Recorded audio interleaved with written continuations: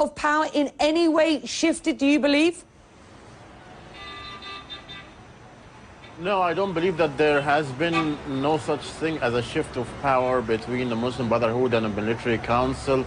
And that's why the Muslim Brotherhood have ordered their followers to rush to Tahrir Square, and they are now protesting in large numbers in support and solidarity with Morsi and his decision, and with the parliament.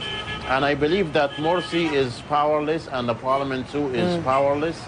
And that's why they need support from the street.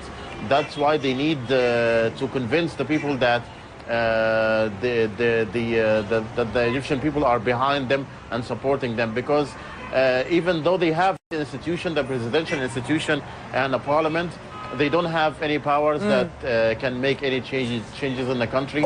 And the military council still has everything in their hands. So, Wael, what would it take then for my scales to be weighted perhaps in this direction, at least, you know, back to the middle or towards the president and parliament, and what we would see in the West, at least, as a more democratic process going forward?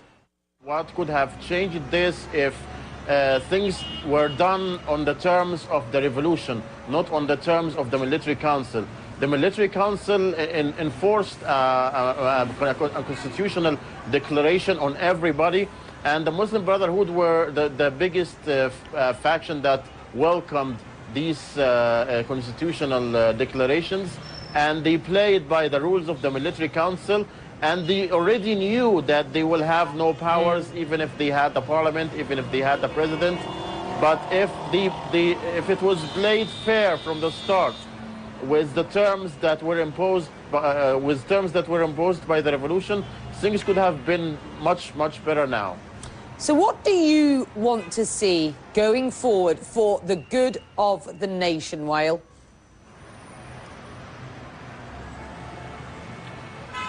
Well, I want to see a real representation of the revolution.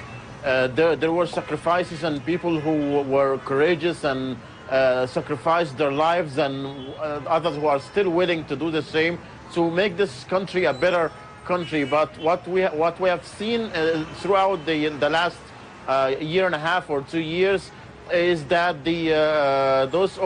some opportunists have jumped in front of the cameras, and they have taken the scene, and they have claimed that they own the revolution, or that they are the ones who started the revolution, which is not true at all.